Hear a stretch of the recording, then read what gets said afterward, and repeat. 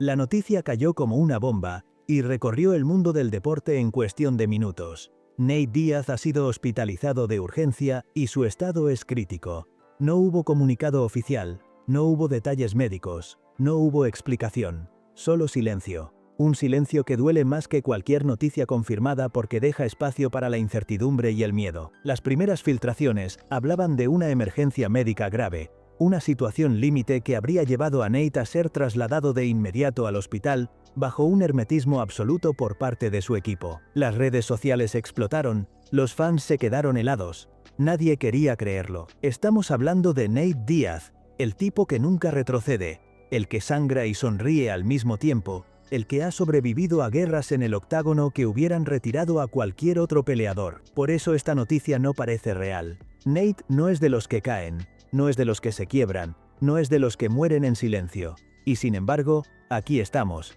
enfrentando lo impensable. La información es escasa y confusa. Algunos periodistas hablan de un colapso repentino. Otros mencionan posibles problemas neurológicos, algunos se van aún más lejos y sugieren que una combinación letal de estrés, desgaste físico y sustancias podrían haber llevado su cuerpo al límite, pero nada está confirmado. Todo es especulación, lo único que se sabe con certeza es que Nate está luchando por su vida fuera del octágono. Y eso hace esta historia mucho más oscura de lo que nadie imaginaba. Porque Nate no era solo un peleador. Era un símbolo, era un tipo auténtico en un deporte lleno de máscaras. Nunca quiso ser famoso, nunca quiso ser imagen de nada, nunca quiso sonreír para vender camisetas. Nate era real, y tanto en la derrota como en la victoria, representaba a miles de personas que no tienen voz. Gente de barrio, gente de calle, gente de trabajo duro, gente que pelea todos los días sin cámaras delante. Y ahora toda esa gente está rezando, esperando, preguntándose si este será el capítulo final del guerrero de Stockton.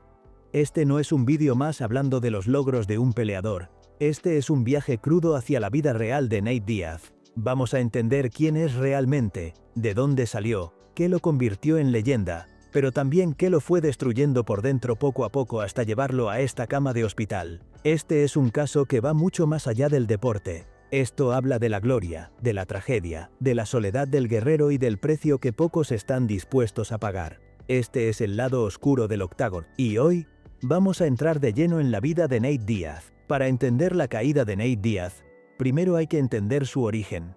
Porque Nate no llegó a la cima por casualidad, llegó a base de golpes. No solo golpes recibidos en el gimnasio, sino golpes de la vida real. Nate nació el 16 de abril de 1985 en Stockton, California, una de las ciudades más duras y peligrosas de Estados Unidos. Stockton no es Hollywood, no es Miami Beach, no es Las Vegas. Stockton es pandillas, violencia, pobreza y sobrevivir como prioridad diaria. En Stockton o eres fuerte o te comen vivo. Y desde niño, Nate tuvo que elegir. Su familia era humilde. Su padre trabajaba en la construcción hasta que el alcohol y los problemas de adicción lo apartaron del hogar poco a poco. Su madre hacía lo posible para sacar adelante a Nate y a su hermano mayor, Nick Diaz, trabajando donde podía y como podía. No había lujos, no había vacaciones, no había futuro, solo había lucha. Literalmente, porque en ese ambiente comenzó lo que sería la historia de una de las figuras más auténticas que ha tenido el deporte de combate. Nick, el mayor, fue el primero en entrar al mundo de las peleas. Y Nate lo siguió, pero no porque quisiera gloria, no porque soñara con fama, no. Nate empezó a entrenar para defenderse. Porque en Stockton, si no peleas, desapareces. A los 11 años, Nick lo llevó al gimnasio de César Gracie. Ahí, en una pequeña sala de paredes blancas, con tatamis viejos y olor a sudor, Nate encontró algo más que un deporte. Encontró un propósito. Mientras otros niños jugaban videojuegos, Nate entrenaba jiu-jitsu con adultos. Mientras otros iban a fiestas, Nate corría triatlones bajo la lluvia. Mientras otros iniciaban estudios, Nate se formaba en la escuela más dura del mundo, la supervivencia. Y eso se notaba no solo en su forma de pelear, sino en su forma de ser. Nunca fue un tipo falso. Nunca buscó caer bien. Nunca trató de impresionar. Nate ya había visto demasiado de la vida como para sonreír por cámaras. Su carácter frío, su mirada desafiante, su actitud me importa una mierda lo que piensen venían de la calle. Stockton lo moldeó, las peleas lo pulieron, Nick lo guió. Y con apenas 18 años, Nate ya era más que un prospecto. era un problema para cualquiera que se cruzara en su camino. Pero lo que nadie imaginaba era que detrás de ese chico flaco de mirada oscura, se escondía la semilla de una futura leyenda, y también de una futura tragedia. Nate Diaz no fue construido en una fábrica de campeones, no fue moldeado por la mercadotecnia de la UFC, ni fue diseñado para ser una estrella. Él se fabricó a golpes. Su llegada al gran escenario ocurrió en 2007 con The Ultimate Fighter, temporada 5, un torneo donde los peleadores vivían bajo el mismo techo y se eliminaban semana a semana. Nate no llegó como favorito, llegó como el hermano pequeño de Nick Diaz. Y para muchos solo era un tipo flaco y callado con pinta de problemático. Pero desde el primer entrenamiento quedó claro que nadie podía quebrarlo mentalmente. En el octágono del TUF, Nate desplegó su estilo único: confianza, agresividad, volumen de golpes interminable, y un jiu-jitsu que parecía una tela de araña que te atrapaba cuando intentabas respirar. Ganó pelea tras pelea hasta llegar a la final contra Manny Gamburian. La pelea terminó con la lesión del armenio, pero para Nate no importaba cómo, importaba que había ganado. Había llegado a la UFC. Y de inmediato dejó claro que no pensaba cambiar por nadie. No sonreía frente a cámaras, no respondía con diplomacia, no pedía perdón.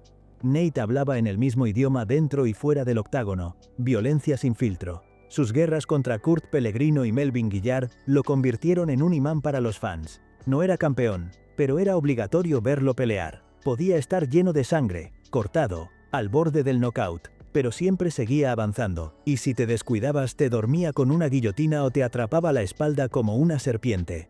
Era impredecible, era agresivo, era honesto, era todo lo que la UFC decía que no quería, y por eso la gente lo amaba.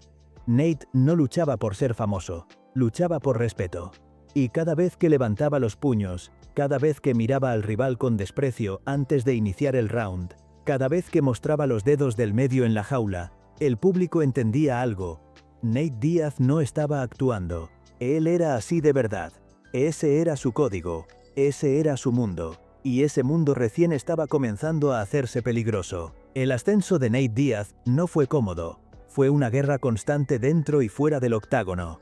Mientras otros peleadores seguían el guión, Nate lo rompía en público y delante de cámaras. Peleaba como vivía, sin política, sin estrategia de imagen, sin filtros. Y eso lo convirtió en un problema para la UFC, una compañía que siempre ha intentado controlar la narrativa de sus estrellas.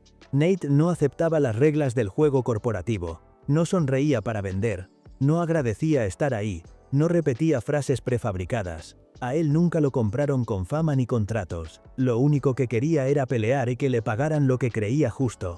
Por eso chocó de frente con el sistema. En esa etapa, Nate protagonizó algunas de las guerras más brutales de su carrera. Sus batallas contra Gray Maynard, Donald Cowboy Cerrone y Jim Miller fueron peleas que marcaron su identidad como gladiador. En cada una de ellas, dejó claro que su motor no era el talento físico ni una táctica sofisticada.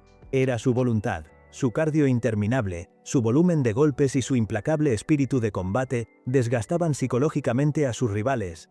Nate no solo intentaba ganarte, intentaba quebrarte. Pero esas guerras tuvieron un precio. Golpe tras golpe, corte tras corte, round tras round. Su cuerpo empezó a coleccionar daños invisibles. Su rostro comenzó a abrirse más fácil por la acumulación de cicatrices. Muchos lo celebraban como símbolo de dureza, pero muy pocos entendían que cada punto de sutura era una factura que tarde o temprano habría que pagar. Y mientras el público lo admiraba más y más, la UFC intentaba mantenerlo en silencio. Lo pusieron en peleas difíciles, lo subestimaron en promociones, lo dejaron fuera de grandes oportunidades. ¿La razón? Nate era lo que más miedo le da a una empresa multimillonaria. Un hombre que no teme perderlo todo. Esa rivalidad silenciosa con la UFC fue creciendo durante años, hasta que finalmente detonó en el momento que cambiaría su vida y su legado para siempre. Porque fue entonces, en 2016, cuando el nombre Nate Diaz dejó de ser el de un guerrero respetado y pasó a convertirse en una leyenda viva. Y todo comenzó con dos palabras: Conor McGregor. 5 de marzo de 2016. UFC 196. Una noche que no solo cambió una carrera, cambió el curso completo del deporte. Nate Diaz entró a esa pelea como un reemplazo de última hora, con solo 11 días de aviso, sin un campamento real, viniendo de vacaciones en Cabo y con apenas un par de sparrings encima. Al otro lado estaba Conor McGregor, el rey del momento, el hombre del billón de dólares, el campeón absoluto del marketing y el favorito de la empresa. Nadie, absolutamente nadie, daba a Nate una oportunidad real. Las apuestas lo ponían como víctima. Los medios lo trataban como una pieza de relleno. Pero Nate no llegó para participar. Llegó para arruinar planes. Desde la rueda de prensa dejó claro su mensaje: no me importa una mierda el cinturón, estoy aquí para pelear. Y cuando sonó la campana, el mundo entendió que no era una frase. Era una amenaza. McGregor salió confiado como siempre con su precisión quirúrgica y su famosa mano izquierda. Nate absorbió esos golpes como si nada. Sí, sangraba. Sí, le estaban conectando, pero su cara decía otra cosa. ¿Eso es todo lo que tienes? Y entonces pasó lo inevitable. El tanque de Nate se mantuvo lleno. El de McGregor se vació. El irlandés comenzó a retroceder. Su respiración se deterioró. Su mirada cambió. Nate lo notó y lo cazó con manos directas. Jabs, combinaciones. Lo ablandó en pie, y cuando Conor desesperadamente buscó un derribo, Nate sonrió. Cometió el peor error: llevar una pelea al suelo contra un Díaz. Pocos segundos después, Nate estaba montado sobre él golpeándolo a placer. Poco después, el irlandés le regaló la espalda. El estrangulamiento llegó como una sentencia. Conor McGregor tapió. El mundo enmudeció. La arena explotó. Y Nate Davis, con la cara llena de sangre, tomó el micrófono y soltó la frase más honesta en la historia del UFC. No estoy sorprendido, hijos de... Ese día no solo ganó una pelea. Ese día Nate Diaz destrozó el sistema. Dejó a la estrella más grande del UFC arrodillada. Le mostró a todo el planeta que no importa quién seas ni cuánto dinero te respalde. Si entras a la jaula con alguien que viene de la guerra te destruye. Nate se convirtió en símbolo, en rebelde, en leyenda, pero también fue el día en que comenzó a cavar su propia tumba física. Porque a partir de ahí ganó fama, pero perdió algo mucho más valioso: salud. Y cada guerra que vino después, lo empujó más cerca del precipicio. Después de someter a Conor McGregor en UFC 196, Nate Diaz se convirtió en uno de los nombres más grandes del deporte. Pero con la fama no llegó la paz. Llegaron más guerras, llegaron más enemigos, llegaron más cuentas físicas y mentales que pagar. A diferencia de otros peleadores que alcanzan la cima y disfrutan cierta estabilidad, Nate siguió en guerra constante. Contra la UFC, contra los jueces, contra los medios, contra las lesiones, contra sus propios demonios. La revancha con McGregor en UFC 202 fue una de las peleas más sangrientas en la historia. Nate recibió más de 250 golpes significativos. Y aún así terminó el combate lanzando manos, persiguiendo, empujando hacia adelante como si fueran las calles de Stockton. Perdió una decisión mayoritaria muy discutida, pero ganó algo más grande: respeto mundial. Se consolidó como el rostro del luchador que no muere, del espíritu que nunca se rinde. Pero mientras la gente aplaudía su corazón, nadie hablaba de lo invisible. Ninguno veía lo que venía después: insomnio, dolor crónico, cicatrices que se abrían una y otra vez, chequeos médicos constantes. Nate era ya un veterano de guerra, sin protección. Y lo peor, sin apoyo de la empresa. La UFC solo usaba su nombre cuando les convenía. Cuando no, lo dejaban congelado sin peleas, sin contratos justos, sin oportunidad real de título. Nate empezó a decirlo en entrevistas: "I ain't fighting for free". Empezó a hablar abiertamente del negocio. Denunció salarios. Exigió mejores pagos. Se rebeló contra el control férreo del UFC. Incluso llegó a decir que él era colega, no empleado. Y cuando alguien se atreve a decir eso en una industria dominada por promotores millonarios, automáticamente pasa a ser un objetivo. Lo empujaron a peleas duras, complicadas, riesgosas. Lo pusieron contra tipos como Jorge Masvidal, Leon Edwards, Anthony Pettis. Lo obligaron a ir a la guerra cada vez que pisaba la jaula. Era sangre o silencio. Era someterse al sistema o morir peleando. Y Nate eligió lo de siempre: morir peleando. Pero lo que ni él mismo imaginaba es que la parte más dura de su vida no iba a librarla dentro del octágono, sino fuera de él. Cuando Nate Diaz peleó por última vez en la UFC el 10 de septiembre de 2022, sometiendo a Tony Ferguson con una guillotina en el cuarto asalto, parecía un final perfecto para una carrera imperfecta. Se fue como un guerrero, ganando en sus propios términos, con la gente de su lado y sin arrodillarse ante Dana White ni la empresa. Fue una despedida épica, o al menos eso parecía. Pero lo que nadie imaginaba es que esa salida sería también el principio de su caída. Porque aunque Nate siempre fue un peleador callejero en esencia, su mayor error vino cuando dejó atrás las reglas del negocio. Sin el UFC, Nate ganó libertad, pero también perdió estructura, perdió protección, y lo más peligroso, perdió control de su propia carrera. Entró al boxeo para enfrentar a Jake Paul en 2023. Una pelea millonaria, sí. Pero también la primera vez que vimos a Nate lucir humano, lento, más pesado, sin reflejos, con un cardio que ya no parecía infinito. Perdió por decisión unánime, pero lo más grave no fue la derrota. Lo grave fue que por primera vez, Nate parecía viejo. El desgaste estaba a la vista. Y el negocio que prometía independencia, pronto se convirtió en pesadilla. En 2024 llegó el combate contra Jorge Masvidal, una revancha que debía ser un festival para los fans. Nate ganó en las tarjetas y sumó otra guerra a su historial. Pero después de la pelea estalló el verdadero problema. No le pagaron. Demandó a la promotora Fanmio por $10 millones. Había sido usado, engañado y traicionado. Y por primera vez en su carrera, no tenía una empresa poderosa detrás que respondiera por él. Estaba solo, más solo que nunca. A eso se sumaron rumores de tensión con su hermano Nick, preocupaciones crecientes sobre su salud, y un círculo social lleno de tipos que parecían más interesados en su dinero que en su bienestar. Nate había ganado independencia del UFC, pero a cambio había quedado atrapado en una tormenta sin salida.